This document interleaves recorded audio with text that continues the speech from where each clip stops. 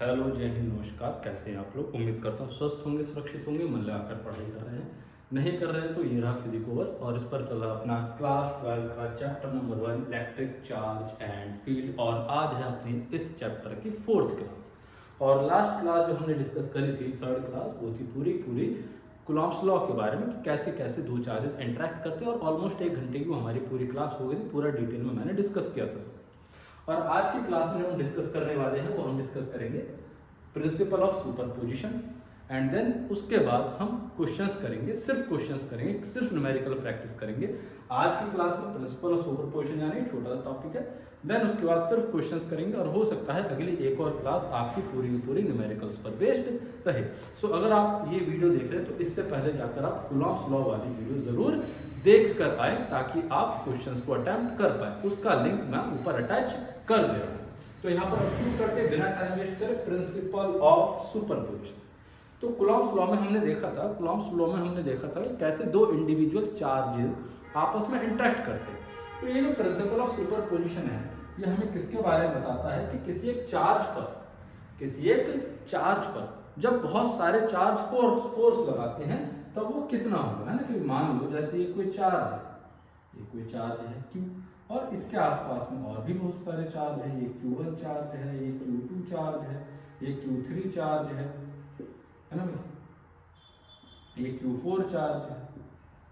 तो अब हमें देखना है कि इस चार्ज Q पर कौन कौन फोर्स लगा रहा है। Q1 भी फोर्स लगाएगा इस पर, हम सारे पॉजिटिव ले रहे हैं, सेम नेचर के ले रहे हैं, रिपेल करेगा। ये जो Q2 है ये भी इस पर फोर्स लगाएगा, इसको रिपेल करेगा। इसको लिख देता हूँ मैं फोर्स 1, इसको लिख देता हूँ फोर्स D2। ये जो थर्ड चार्ज है ये भी इस पर फोर्स लगाएगा, फोर्स D2 3। चलो इसको मैं नेगेटिव ले लेता हूँ, तो ये क्या करेगा, इसको अपनी तरफ अट्रैक्ट करेगा, तो ये हो जाएगा फोर्स D2 4। ऐसे ही बहुत सारे चार्जेस अगर हैं तो इस चार्ज पर नेट फोर्स कितना होगा। तो इस चार्ज पर लगने वाला जो नेट फोर्स होगा वो इंडिविजुअल चार्जेस की वजह से लगने वाले फोर्स के वेक्टर सम के इक्वल रहे। क्लियर है बात? जितने भी चार्जेस हैं उन सब के अलग अलग फोर्स निकालेंगे और फिर उनका हम क्या कर देंगे, वेक्टर सम कर देंगे। तो इस चार्ज के ऊपर नेट फोर्स हमें मिल जाएगा। और दूसरी चीज जो जरूरी बात आपको याद रखनी है वो ये याद रखना है कि भाई यहाँ पर देखो, ये Q1 Q पर फोर्स लगा रहा है, ये Q2 Q पर फोर्स लगा रहा है। कि अगर पहले सिर्फ Q और Q1 थे तो ये इस पर फोर्स लगा रहा था, let's say F।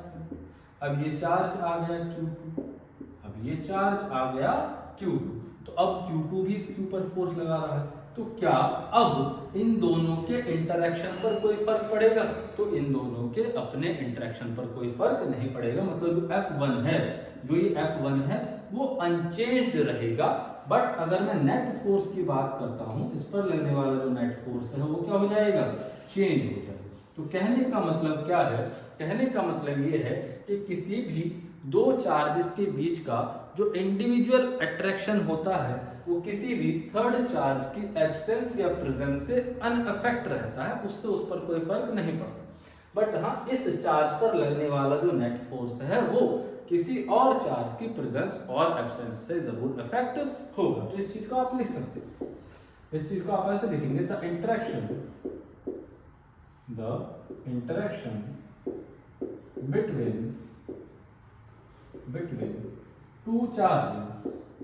between two charges is remain unaffected due to presence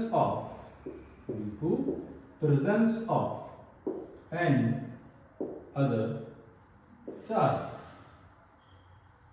But net force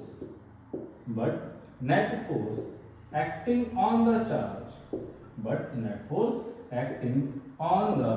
charge will get affected. Clear? अगर मैं यहाँ पर बात करूं कि Q1 और Q2 के बीच में जो फोर्स लग रहा था F1, क्या इस Q2 के आ जाने की वजह से इस F1 पर कोई इफेक्ट पड़ेगा? तो इस F1 पर कोई इफेक्ट नहीं पड़ेगा। बट अगर मैं पूछूं कि इस पर लगने वाला, इस Q पर लगने वाला जो नेट फोर्स है, क्या उस पर कोई चेंज आएगा? हाँ, तो इस नेट फोर्स में बिल्कुल चेंज आ सकता है। क्लियर है? और जो किसी एक चार्ज पर नेट फोर्स होता है ड्यू टू मल्टीपल चार्जेस, वो क्या होगा? इन इंडिविजुअल चार्जेस की वजह से जो लगने वाला फोर्स है उनके वेक्टर सम के बराबर ये फोर्स हो जाएगा। ये छोटा सा अपना क्या था? ये था अपना प्रिंसिपल ऑफ सुपरपोजिशन। तो यहाँ पर प्रिंसिपल ऑफ सुपरपोजिशन अपना खत्म होता है और अब आगे हम क्या करेंगे? हम कुछ क्वेश्चंस डिस्कस करेंगे। तो चलिए, सबसे पहला क्वेश्चन बड़ा ही बेसिक क्वेश्चन, कूलॉम्स लॉ पर बेस्ड। क्या कह रहा है ये क्वेश्चन? कहता है the force between two charges Q1 and Q2 placed at certain distance are in vacuum F in vacuum is F। दो चार्जेस हैं कौन कौन? Q1 and Q। कहाँ पर रखे हुए? ये वैक्यूम में हमने रखे हैं। इनके बीच में फोर्स लग रहा है, इनके बीच में कितना फोर्स लग रहा है? F फोर्स लग रहा है। और इनके बीच का जो सेपरेशन है वो कितना है? R। इनके बीच में कितना फोर्स लग रहा है? F फोर्स लग रहा है। चार्जेस Q1 Q2 है, डिस्टेंस R है। तो अब वो तुमसे पूछ रहा है कि इन तीन कंडीशंस में बताइए कितना फोर्स होगा। ठीक है, तो अब अगर मैं यहाँ पर लिखता हूँ तो मैं क्या लिखूंगा? F इज इक्वल टू, मैं लिखूंगा K Q1 Q2 by R square. Clear? अब क्या कह रहा है वो? फर्स्ट पार्ट में बोला if charges doubled without changing their separation, मतलब इस डिस्टेंस को हमें नहीं छेड़ना है। ये डिस्टेंस तो वही है, ये डिस्टेंस तो अभी भी R ही है, बट चार्जेस चेंज हो जाते हैं। तो मैं मान लेता हूँ नए चार्ज होगा Q1 dash and Q2 dash, और इनके बीच में जो फोर्स लग रहा है वो हो गया है F डैश। तो इसने क्या बोला है कि चार्जेस को डबल कर दिया जाए पहले का। सो Q1 डैश का वैल्यू कितना हो जाएगा? 2Q1 एंड Q2 डैश का वैल्यू हो जाएगा 2Q। सो नया फोर्स जो हम लिखेंगे F डैश वो क्या होगा? वो होगा K Q1 dash Q2 dash upon में R स्क्वायर। सो यहाँ पर वैल्यू हम अप्लाई करेंगे। Q1 डैश का वैल्यू हो गया 2Q1, Q2 डैश का वैल्यू हो गया 2Q2 अपॉन में R स्क्वायर। सो ये कितना हो गया? 4K Q1 Q2 by R square and 4 and K Q1 Q2 by R square क्या है? अपना ओरिजिनल फोर्स है। तो यहाँ पर जो नया फोर्स आया है F डैश वो कितना हो गया है? वो पहले का 4 टाइम्स हो गया है। इसी तरीके से सेकंड वाला पार्ट करेंगे हम लोग। ट्राई करें पहले आप लोग वीडियो पॉज करके। तो देखिए क्या कहता है सेकंड पार्ट में? If distance double but charges remain unchange. अब उसने क्या करा? अब उसने डिस्टेंस को डबल कर दिया, चार्जेस को वैसे का वैसे रहने दिया। तो ठीक है जी, चार्जेस को वैसे ही रहने दो Q1 एंड ये Q2, बट इनके बीच का जो डिस्टेंस है वो R डैश हो जाता है, और R डैश कितना है? पहले का डबल यानी 2R है। तो अब अगर मैं न्यू फोर्स लिखता हूँ, new force between them, let's see again F dash. So F dash will be equals to K, charges are unchanged, so they are Q1 Q2 upon distances R dash square, and what is R dash? R dash is equals to 2R. So ये कितना हो जाएगा? K Q1 Q2 upon 2R का whole square. इसका whole square करोगे तो ये कितना हो जाएगा? K Q1 Q2 by 4R square, and ये जो वैल्यू है K Q1 Q2 by R square, again यही अपना ओरिजिनल फोर्स था। तो F डैश कितना आ जाएगा? F डैश हो जाएगा अपना F बाय 4। F डैश कितना आ गया? F बाय 4 आ गया। तो डिस्टेंस हमने बढ़ाया, डबल किया, तो फोर्स कितना हो गया? 1/4 हो गया। चार्जेस को डबल किया तो फोर्स कितना हो गया? 4 टाइम्स हो गया। और हम ये जानते हैं फोर्स चार्जेस के प्रोडक्ट के डायरेक्टली प्रोपोर्शनल होता है। तो यहाँ पर क्योंकि डिस्टेंस कांस्टेंट है तो डायरेक्ट लिख सकते हैं आंसर। चलिए आगे थर्ड वाला पार्ट देखते हैं। थर्ड वाले पार्ट में क्या बोला है इन्होंने भाई साहब ने? थर्ड वाले पार्ट में भाई साहब बोल रहे हैं if both charges and distance gets double, है ना? If both charges and distance between them is get double, मतलब उनके बीच का डिस्टेंस और चार्जेस दोनों को डबल कर दिया जाए।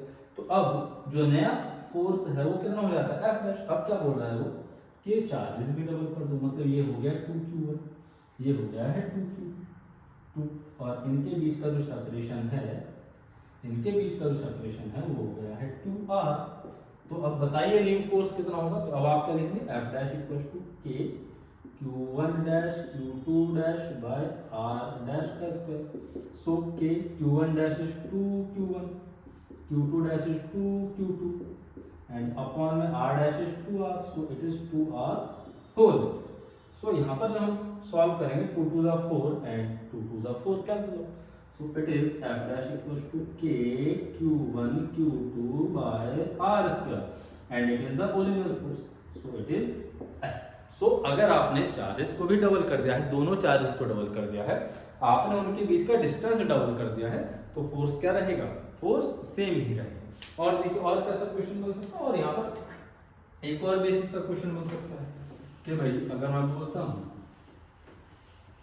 मैंने सिंपल सा क्वेश्चन बोला,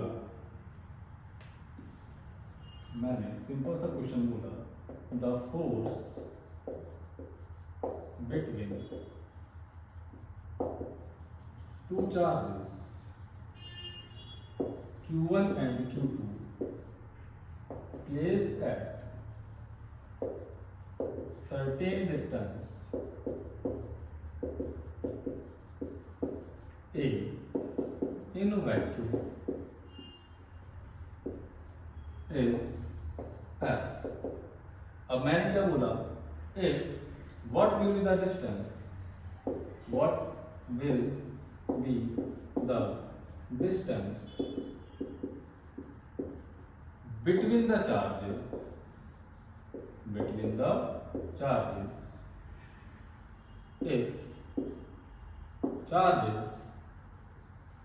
if each charge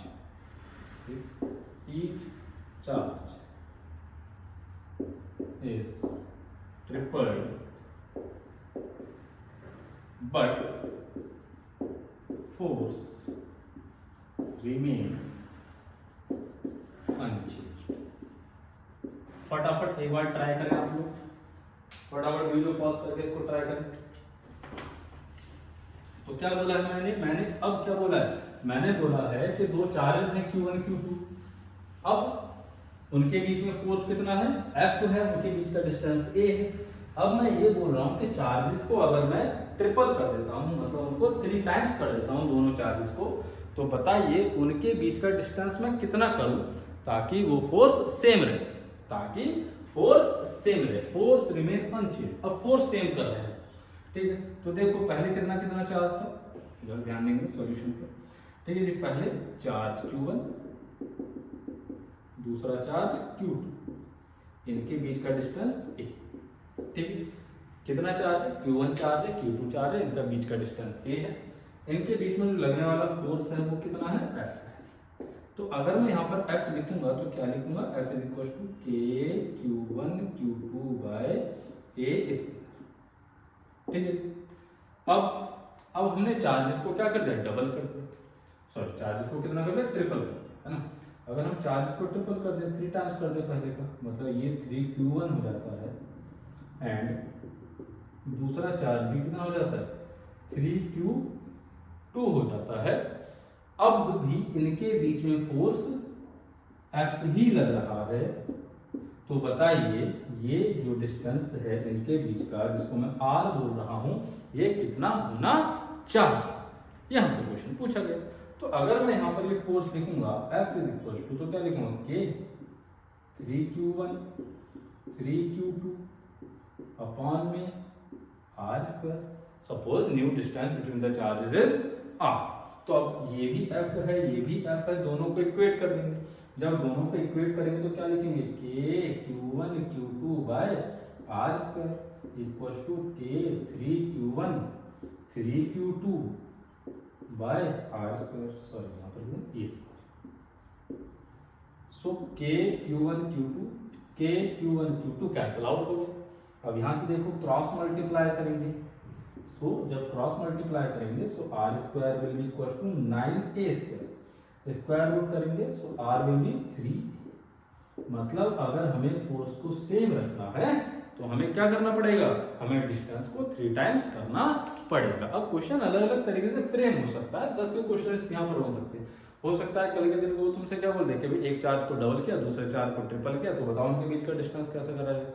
तो ऐसे क्वेश्चन होगा, ठीक है।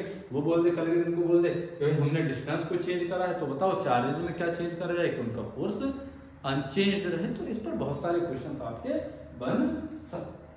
चलिए अब आगे बढ़ते हैं और क्वेश्चन हम अपने कूलॉम्स लॉ पर बेस्ड करते हैं।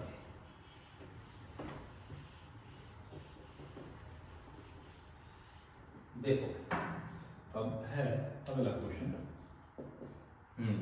तो क्या है क्वेश्चन? क्वेश्चन नंबर ये हो गया अपना 1 2 3। क्या है क्वेश्चन? क्वेश्चन ये है सिंपल सा कि भाई हमारे पास दो आइडेंटिकल स्फीयर्स है ना, two identical spheres A and B have same charge Q, have same charge Q and placed at certain distance R in vacuum and force between them is F, ठीक है। उसके बाद a third identical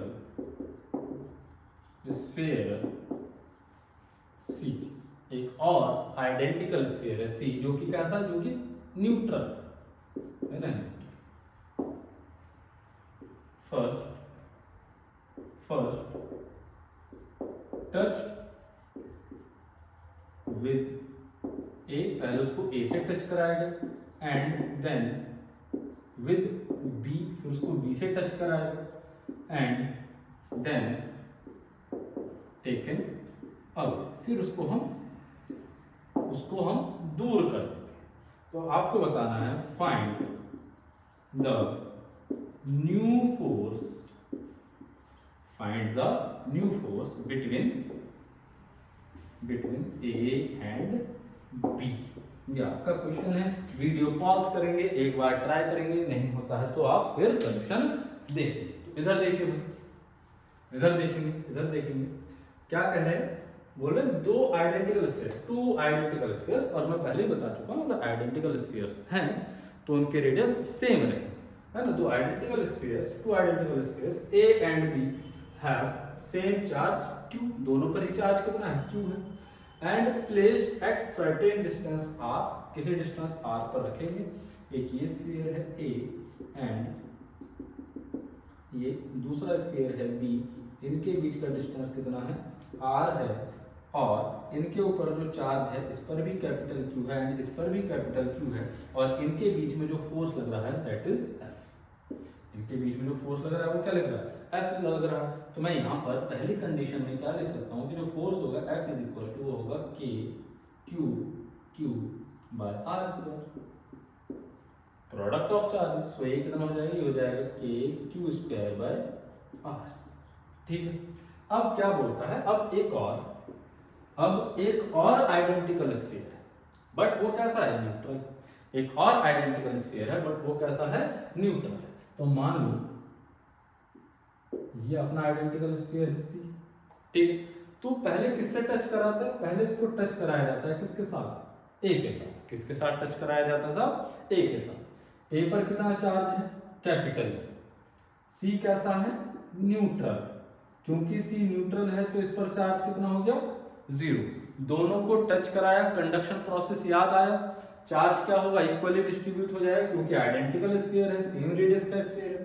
तो touch कराने पर charge transfer होंगे जब तक के दोनों के पोटेंशियल सेम ना हो जाए, और ऐसी कंडीशन में जो फाइनल चार्ज होगा दोनों पर वो क्या होगा, वो इक्वली डिस्ट्रीब्यूट हो जाएगा। टोटल चार्ज इन दोनों का टोटल चार्ज इक्वली डिस्ट्रीब्यूट हो जाएगा। अब टोटल चार्ज इस पर तो 0 था, इस पर ही था, तो अगर मैं टोटल चार्ज लिखता हूं तो वो होगा Q + 0। तो टोटल ये जो चार्ज है Q इन दोनों में बराबर डिवाइड हो जाएगा। मतलब जब हमने इसको टच कराया तो C पर कितना चार्ज आ गया, Q/2 एंड ए पर कितना चार्ज रह गया Q by.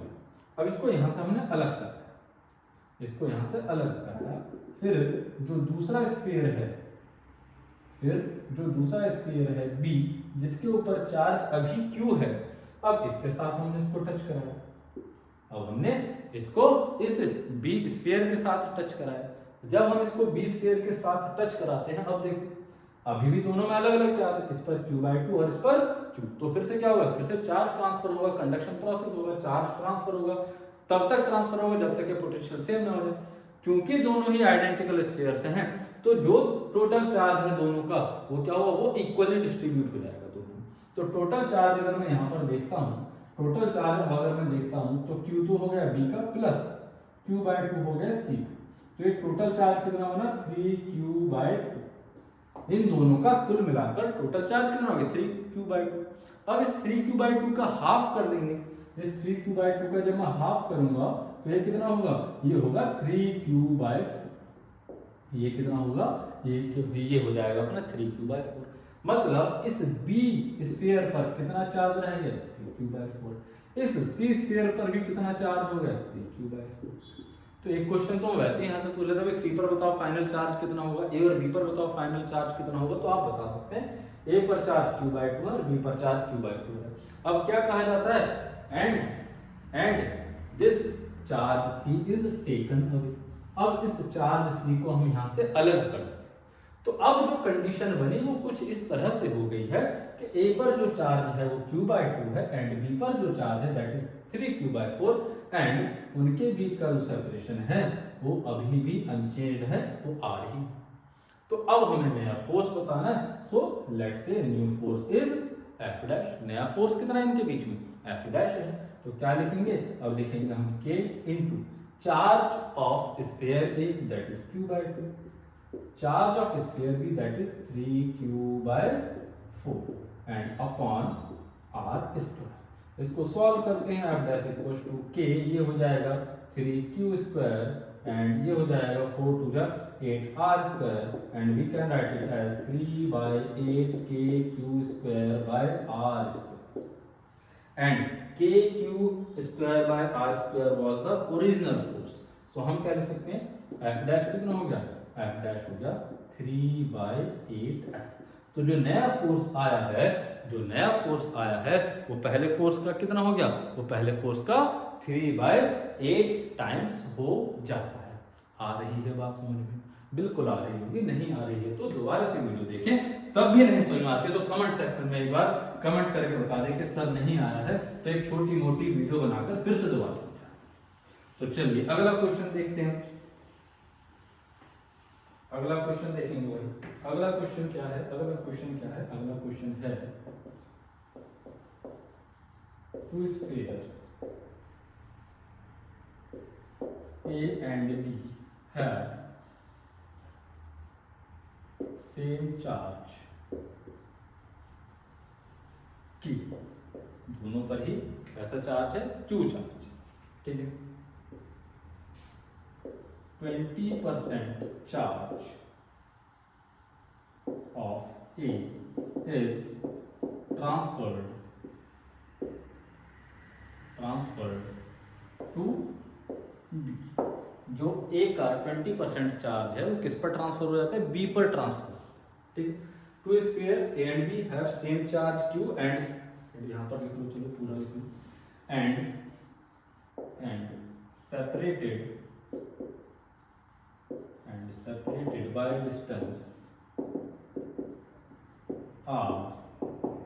separated by distance r placed in vacuum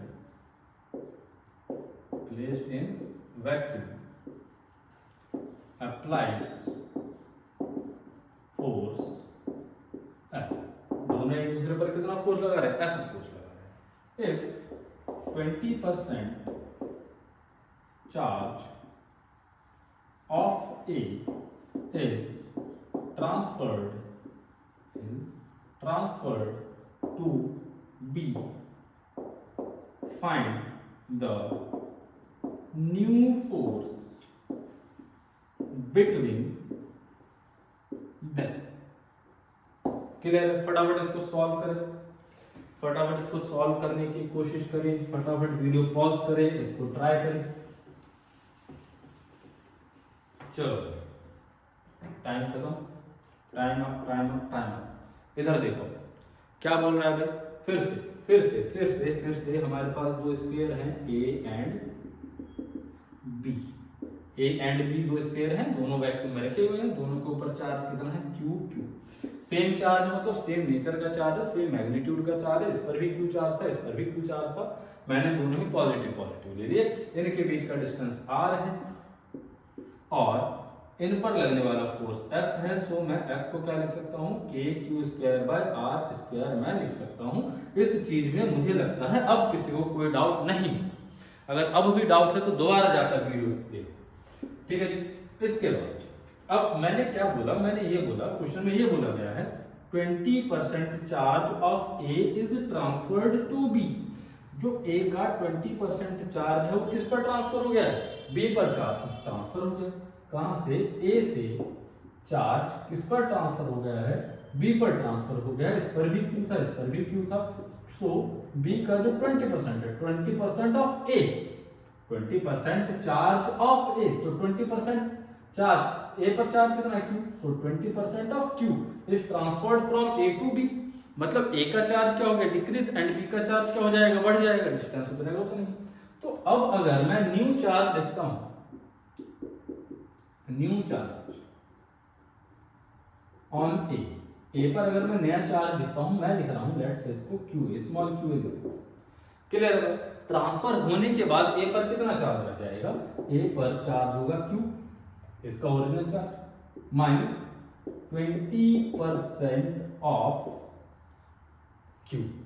सो अब अगर मैं इसको सॉल्व करता हूं, सो Q माइनस इसको सॉल्व करेंगे 20/100 मल्टीप्लाइड बाय Q, ये हो जाएगा 25/100, तो ये हो जाएगा 4/5Q और we can write it as 0.8Q। इसको हम क्या लिख सकते हैं, इसको हम लिख सकते हैं 0.8Q। तो 0.8Q चार्ज अब किसके पास बचा है, स्फीयर A के पास बचा। स्फीयर A के पास ये जो QA न्यू चार्ज था, इसका वैल्यू कितना है, इसका वैल्यू 0.8Q।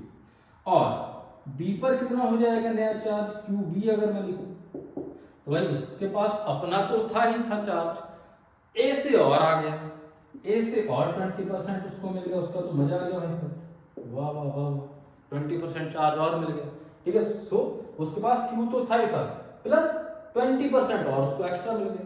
तो ये कितना हो जाएगा, ये हो जाएगा Q प्लस 20/100 इंटू Q। सो ये हो जाएगा Q प्लस 0.2Q एंड ये हो जाएगा 1.2Q। मतलब अब ट्रांसफर होने के बाद चार्ज जो B पर चार्ज होगा दैट इज 1.2Q हो जाएगा। B पर जो नया चार्ज होगा वो पहले का 1.2 टाइम्स होगा। डिस्टेंस अभी भी वही है R। New force is, let us suppose that the new force is F dash force लग रहा है, रिपेल करने की दूसरी वजह F डैश फोर्स। तो इस F डैश का वैल्यू अब आपको बताना है कि कितना हो जाएगा, तो यहाँ पर कैलकुलेट कर दो फटाफट, अब कुछ बचा ही नहीं इसमें। क्या हो जाएगा, F डैश इक्वल टू लिखेंगे K Q A नया चार्ज, Q B नया चार्ज, अपॉन में डिस्टेंस वही पुराना। सो K Q A का वैल्यू, Q मतलब नया चार्ज कितना आया था 0.8Q, फटाफट लिखेंगे 0.8Q इंटू QB कितना आया है 1.2Q अपॉन R स्क्वायर।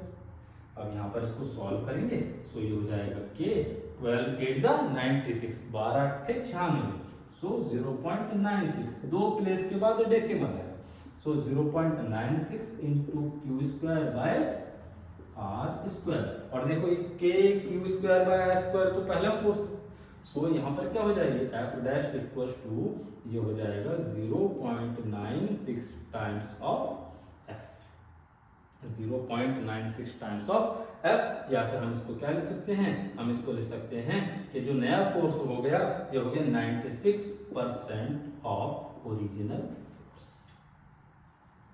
96% हो गया जो उसका ओरिजिनल फोर्स था उसका। आई बात समझ में, बिल्कुल आई होगी, नहीं आई है तो कमेंट सेक्शन में बता देना, कोई दिक्कत वाली बात नहीं, ठीक है। ये क्वेश्चन हो गया, फटाफट इसको नोट करते आगे बढ़ते हैं अगले क्वेश्चन की। ठीक है, अगला क्वेश्चन क्या है? अगला क्वेश्चन ध्यान देंगे। 2 पॉइंट चार्जेस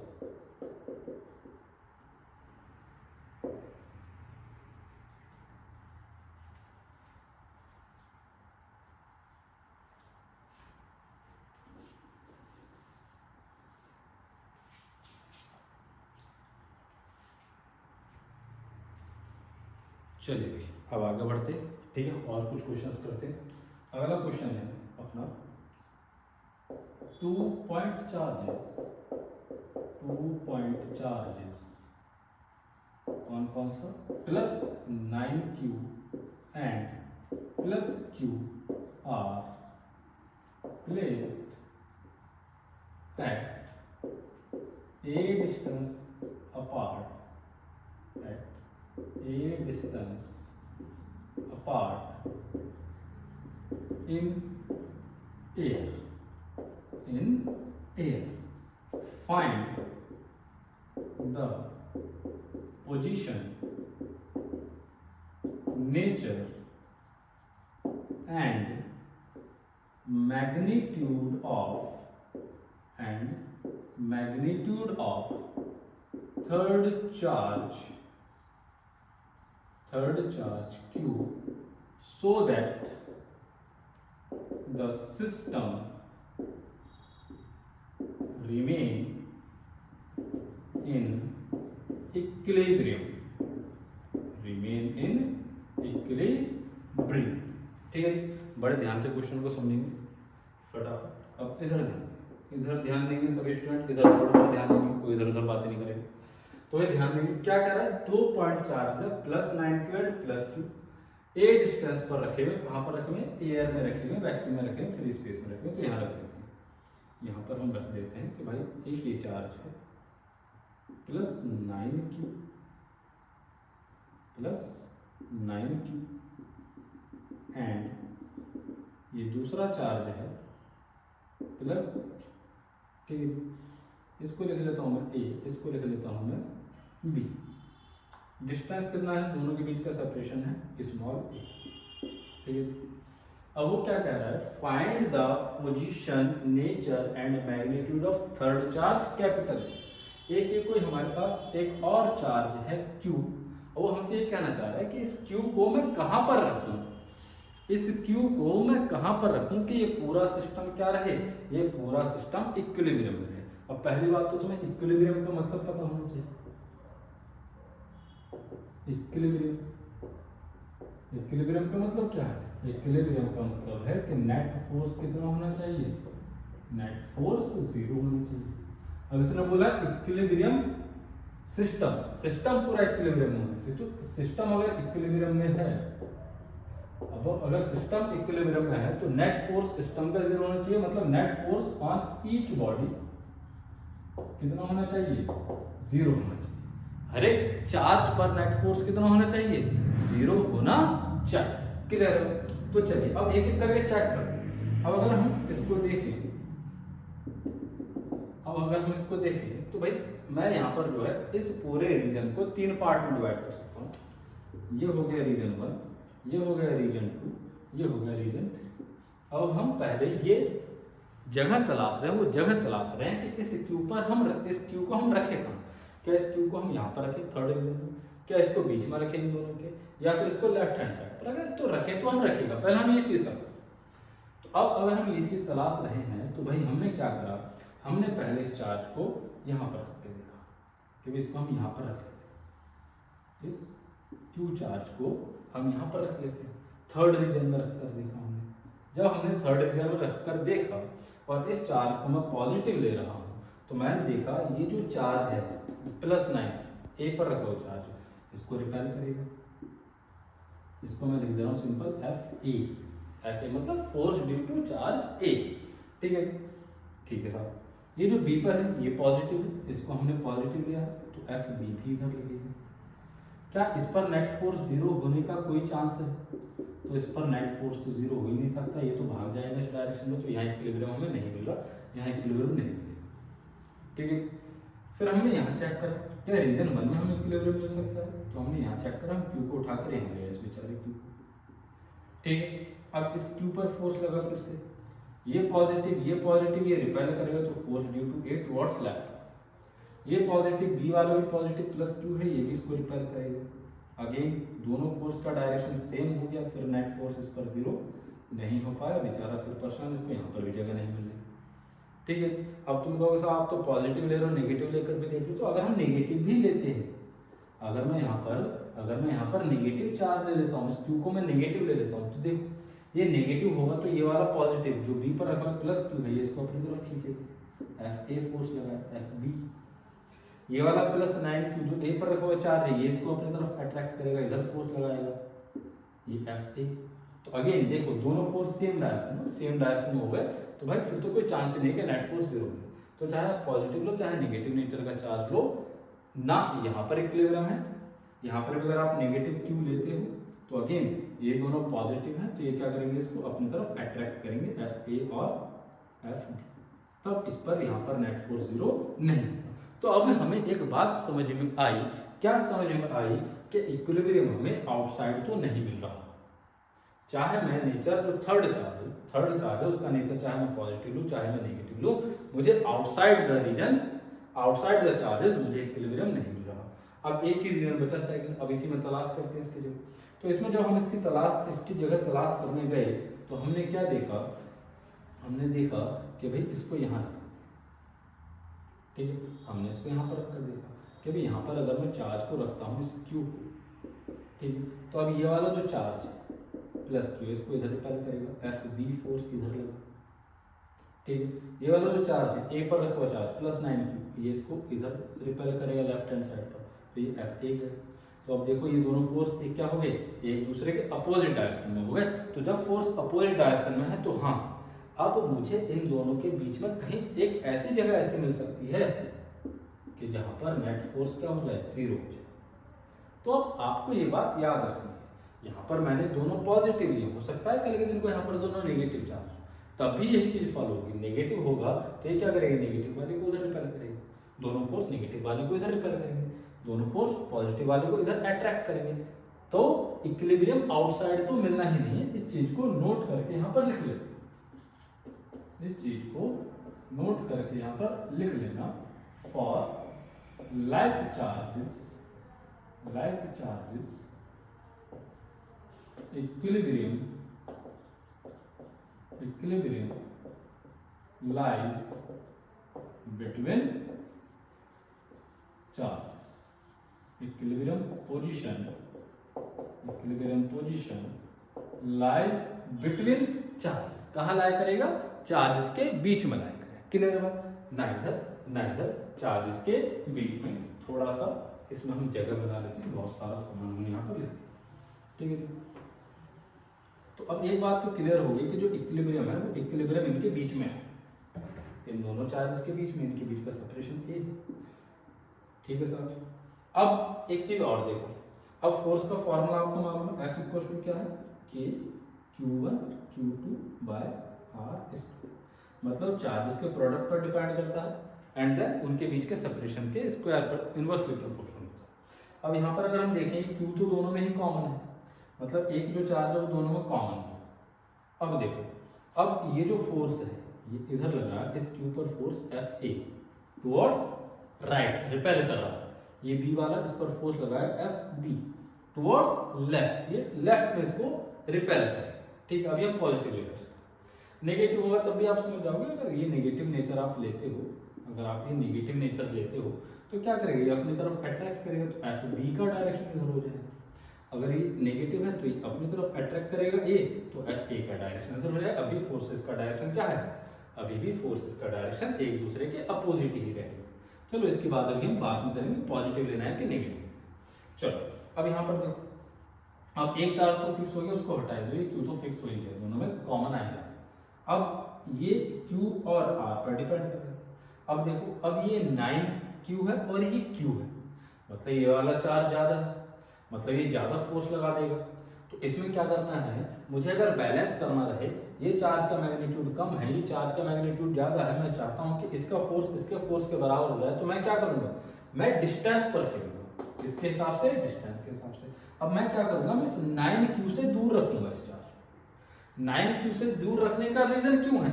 अगर मैं r को बढ़ाऊंगा तो ओवरऑल इसके फोर्स की वैल्यू क्या कर जाएगी? डिक्रीज। यहाँ पर अगर मैं r की वैल्यू कम रखूंगा तो इसके फोर्स की वैल्यू क्या हो जाएगी? बढ़ जाएगी। तो हमें क्या याद रखना है कि लाइक चार्जेस के केस में equilibrium position between the charges lie करती है and near the smaller charge, और उन दोनों में से भी उसके पास में लाई करेगी जिसका मैग्नीट्यूड छोटा है। जिसका मैग्नीट्यूड क्या है? छोटा है, उसके पास में लाई करेगा। तो ये जो थर्ड चार्ज हम Q रख रहे हैं, इस थर्ड चार्ज Q को हम कहाँ रख रहे हैं? इस थर्ड चार्ज Q को हम C पोजीशन पर B के पास रख रहे हैं, और मान लो B से इसका डिस्टेंस कितना है? X है। ठीक है, तो ये जो थर्ड चार्ज है ये हमने दोनों चार्जेस के बीच में B चार्ज यानी प्लस Q चार्ज से X डिस्टेंस पर रखा है। तो A से ये डिस्टेंस कितना हो जाएगा? C तक ये हो जाएगा A माइनस एक्स। बस अब आपको मालूम है क्या करना है। फॉर इक्विलिब्रियम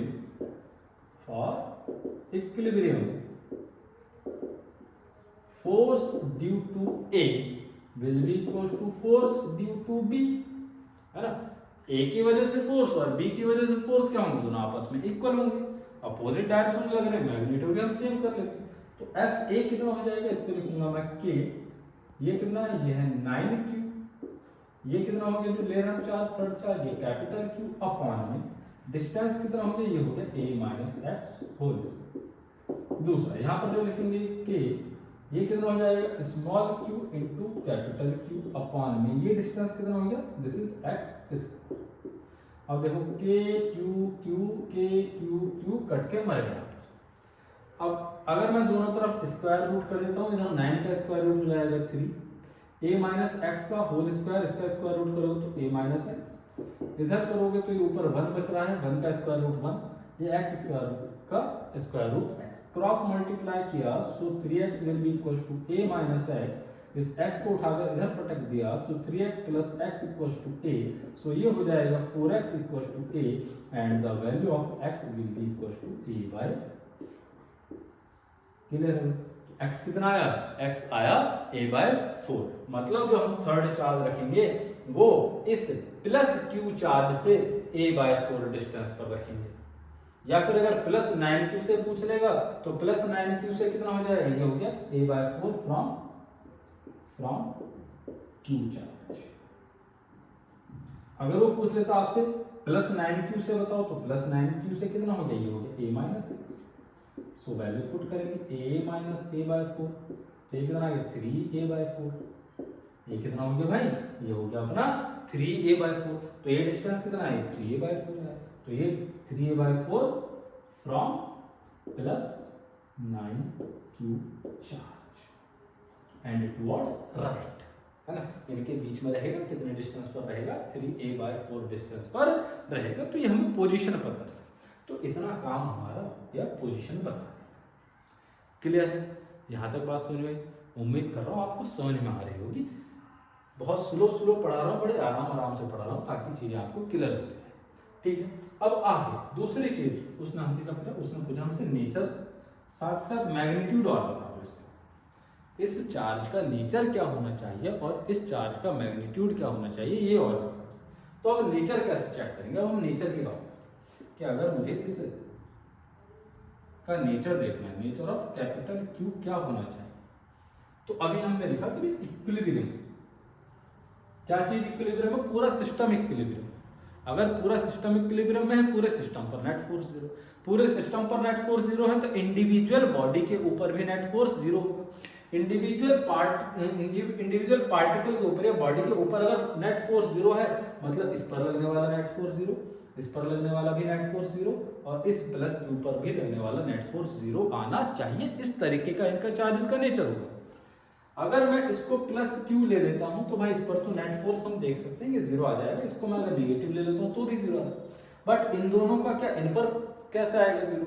अब अगर एक चीज देखो, अगर मैं इसको पॉजिटिव लेता हूं तो क्या होगा? इस अब मैं और दूसरे चार्जेस का इक्विलिब्रियम चेक करूंगा। अब मैं इसका इक्विलिब्रियम चेक नहीं करूंगा, है ना। अगर मुझे पोजीशन बताना है तो मैं इसका इक्विलिब्रियम पकड़ लूंगा।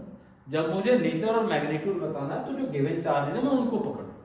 तो मैं इस बी को देखता हूँ कि बी पर नेट फोर्स 0 आना चाहिए। तो बी पर नेट फोर्स 0 आने के लिए भी ए जो है इस पर फोर्स लगा रहा है, तो ये तो रिपेल कर देगा इसको इधर की तरफ, तो ये हो गया force on B due to A. अगर मैं इसको प्लस क्यू लेता हूँ सी वाले को, तो ये सी वाला भी इसको रिपेल करेगा इधर की तरफ, तो ये हो गया force on B due to C. अब अगर ये प्लस है तो भाई इसने रिपेल कर दिया, ये तो बेचारे इक्विलिब्रियम में रहेगी, इस पर भी तो नेट फोर्स 0 आना चाहिए, और इस पर नेट फोर्स 0 कब आएगा, जब दोनों फोर्सेस का डायरेक्शन अपोजिट हो। तो दोनों फोर्सेस का डायरेक्शन अगर मुझे अपोजिट करना है तो मुझे इसका नेचर कैसा लेना पड़ेगा, इसका नेचर मुझे नेगेटिव लेना पड़ेगा। अब देखो, अब अगर ये नेगेटिव लेता हूं मैं थर्ड चार्ज, तो क्या होगा, ये जो एफ बी सी आप लिख रहे हैं, एफ बी तो इधर ही रहेगा, ये तो रिपेल कर रहा है, एफ बी सी का डायरेक्शन क्या हो जाएगा, अट्रैक्टिव, एफ बी ए इधर, तो दोनों अपोजिट डायरेक्शन में फोर्स लगेंगे और इस पर नेट फोर्स क्या हो जाएगा, 0 हो जाएगा, ये इक्विलिब्रियम में आ जाएगा। समझ में आ रही है बात। वैसे इसको भी चेक करो, अगर ये नेगेटिव है इसको अपनी तरफ अट्रैक्ट करेंगे, ये हो जाएगा force on A due to C. ये वाला जो बी पोजीशन पर रखा हुआ चार्ज इसको रिपेल करेंगे sir, force on A due to B. देखो अपोजिट डायरेक्शन फोर्स लग रहा है, तो ये क्या हो सकता है, ये इक्विलिब्रियम में हो सकता है, मतलब नेचर ऑफ कैपिटल क्यू क्या होना चाहिए, नेगेटिव। ये बात क्लियर होगी, नेचर पता चल गया, नेचर क्या होना चाहिए, नेगेटिव। अब नेगेटिव नेचर हो गया, अब उसके मैग्नीट्यूड की बात कर रहे हैं, तो अभी मैंने बताया, मैंने क्या बोला, अगर वो आपसे सिर्फ चार्ज की पोजीशन पूछा कि थर्ड चार्ज हम कहाँ रखें, तो उस थर्ड चार्ज का ही इक्विलिब्रियम हम चेक कर लेंगे, उसके हिसाब से डिस्टेंस। बट अगर उसके मैग्नीट्यूड के, इसके नेचर की बात करते हैं, तो हम जो गिवन चार्जेस हैं उनके इक्विलिब्रियम को पकड़ेंगे। तो अब देखो, अब अगर हमें मैग्नीट्यूड ऑफ चार्ज बताना है, अगर हमें मैग्नीट्यूड ऑफ चार्ज बताना है तो क्या लिखेंगे, since system is in equilibrium, system is in equilibrium, so net force on each charge will be 0। हर एक चार्ज पर नेट फोर्स क्या होना चाहिए, 0 होना चाहिए। तो मैं प्लस क्यू पर देख लेता हूं, तो मैं किसके लिए ले रहा हूं, फॉर प्लस क्यू चार्ज। अगर मैं प्लस क्यू चार्ज को ले रहा हूं तो आप देखो इस पर दो फोर्स लगे, किस किस की वजह से, प्लस क्यू पर एक तो ये 9q फोर्स लगा रहा है, इधर की तरफ रिपेल कर रहा है, इसको मैं लिख दे रहा हूं force on B due to A. Clear है, इसको लिखा मैंने force on B due to A equal to इस प्लस क्यू पर ये माइनस क्यू जो थर्ड चार्ज हमने लिया है, ये इस पर फोर्स लगा रहा है, कितना, एफ बी ए, सिर्फ हम मैग्नीट्यूड लिख रहे हैं, तो sorry F F F F B C लिखेंगे, force on B due to, तो यहाँ पर क्या हो गया, ये हो गया एफ बी सी। तो आप लिख सकते हैं, क्या लिखेंगे हम यहाँ लिखेंगे के, F B A force on B due to A, charges क्या हो गए 9q and q, so 9q and q, इनके बीच का डिस्टेंस कितना है, इनके बीच का डिस्टेंस तो a ही, so it is a equal to F B C force on B due to C, तो ये दोनों चार्जेस लेंगे हम। अब क्योंकि हम मैग्नीट्यूड लिख रहे हैं तो हमें साइन से कोई मतलब नहीं, अपॉन में इनके बीच का डिस्टेंस कितना x, और x का वैल्यू अभी कितना आया, x का वैल्यू आया अभी a/4, x का वैल्यू अभी हमने कैलकुलेट करा कि ये डिस्टेंस कितना आया, ये डिस्टेंस आया अपना a/4, तो यहाँ पर वैल्यू लगा तो a/4 का होल स्क्वायर। अब देखो ये k q कैंसिल हो गया, अब इसको सॉल्व करते हैं, सॉल्व करने के लिए क्रॉस मल्टीप्लाई कर दो, क्रॉस मल्टीप्लाई जब करेंगे सो ये हो गया q/a² 9q/a² इनटू ये इधर से आकर मल्टीप्लाई हो a²/16 इक्वल टू ये हो गया कैपिटल Q। ये a² से a² कैंसिल हो जाता है और जो कैपिटल Q आया वो आया 9/16 Q। तो कहने का मतलब क्या है, कहने का मतलब ये है कि 9/16 क्यूब कूलॉम का नेगेटिव नेचर का चार्ज बी पोजीशन से जब a/4 डिस्टेंस पर रखा जाएगा तो पूरा सिस्टम क्या रहेगा, इक्विलिब्रियम में रहेगा। आ रही है मेरी बात समझ में, बिल्कुल आ रही होगी। तो चलिए फटाफट एक लास्ट क्वेश्चन और देख लेते हैं आज की क्लास का।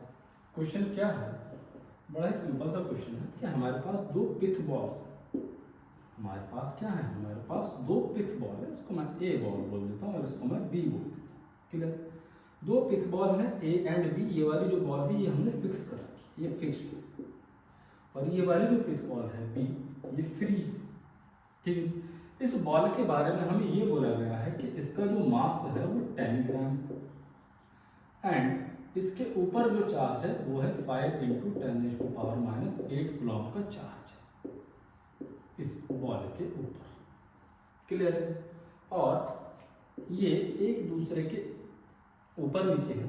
ये जो बी बॉल है ये ए से कितना ऊपर है, ये है इससे 10 सेंटीमीटर ऊपर। कितना ऊपर है ये, 10 सेंटीमीटर ऊपर है। तो आपको बताना है फाइंड द नेचर एंड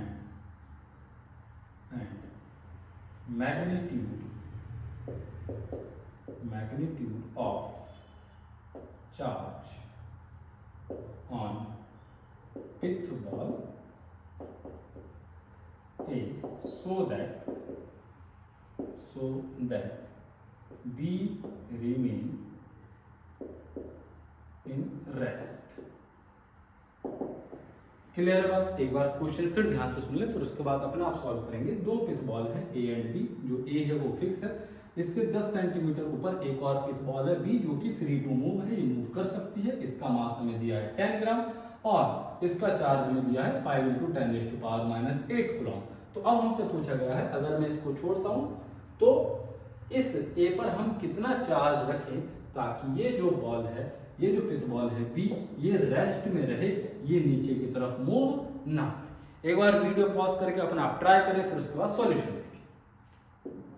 चलो भाई इधर ध्यान दो, अब इधर ध्यान, फटाफट इधर ध्यान दो भाई, टाइम अप। देखो अब अगर हम फोर्सेस की बात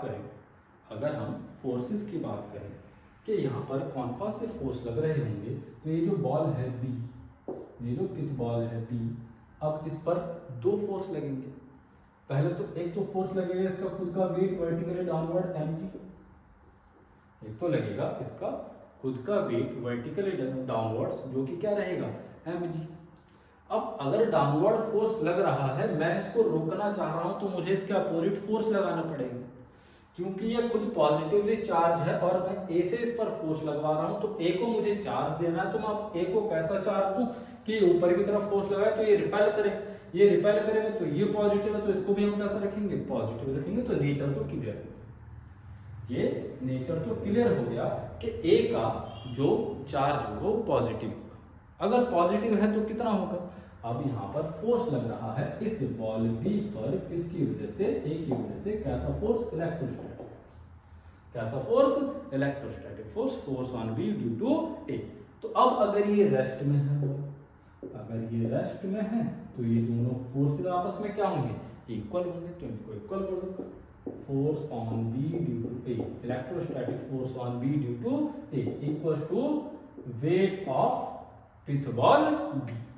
ठीक है जी, अब ये फोर्स कितना हो जाएगा, ये हो जाएगा K Q A Q B by R square. यहाँ पर मास कितना गिवन है, 10 ग्राम, ये जी का मतलब यहाँ पर ग्राम है, कभी कुछ और समझ लो है ना, ये ग्राम है, ग्राम को किलोग्राम में करेंगे, सो 10 इंटू 10⁻³ किलोग्राम हो गया, इंटू जी का वैल्यू हम ले लेते हैं 10 मीटर पर सेकेंड स्क्वायर, और यहाँ पर वैल्यू लगा के का value 9 into 10⁻⁹ into Q A तो हमें फाइंड ही करना है, क्यू बी का वैल्यू 5 इंटू 10⁻⁸ और अपॉन में डिस्टेंस कितना 10 सेंटीमीटर, सेंटीमीटर को मीटर में करेंगे तो 10 इंटू 10⁻² का होल स्क्वायर इक्वल टू, इसको सॉल्व करो, 10 10 100, 100 इंटू 10⁻⁻3। यहाँ से क्यू ए कितना हो जाएगा, क्यू ए इक्वल टू ये हो जाएगा 100 इंटू 10⁻⁴ इंटू 100 इंटू 10⁻³ अपॉन में 5 9 45, या फिर ऐसे रहने दो, 5 इंटू 9 इंटू 9 - 8 ये हो गया 10। अब देखो यहाँ पर क्या क्या कैंसिल आउट हो जाएगा, ये 10 से 10 कैंसिल हो गया, ठीक है। 5 से इसको डिवाइड कर लो, 20 टाइम्स के डिवाइड हो गया, 9 से इसको डिवाइड करेंगे, 9 2 जा 18 और फिर बचेगा 2, 9 2 जा 18, तो 2.2 इंटू ये टोटल पावर कितना हो जाएगा, ये हो जाएगा -3 -4 -7 +1 -6, सो 2.2 × 10⁻⁻6 कूलॉम का ये चार्ज QA होना चाहिए। और कैसा नेचर होना चाहिए, पॉजिटिव नेचर होगा, तभी ये जो दूसरा बॉल है पिच बॉल भी ये कैसा रहेगा, रेस्ट में रहेगा। क्लियर है? आई होप आपको ये क्लास पसंद आई होगी। अभी काफ़ी क्वेश्चन डिस्कस करने बाकी हैं, अगली क्लास में और भी हम क्वेश्चंस करेंगे, प्रिंसिपल ऑफ सुपरपोजिशंस पर ढेर सारे क्वेश्चन करेंगे, और भी कुछ अच्छे अच्छे लेवल के क्वेश्चन करेंगे, पेंडुलम वगैरह के क्वेश्चन करेंगे। तो मिलते हैं अगली क्लास में, तब तक के लिए good bye, tata, bye bye, see you.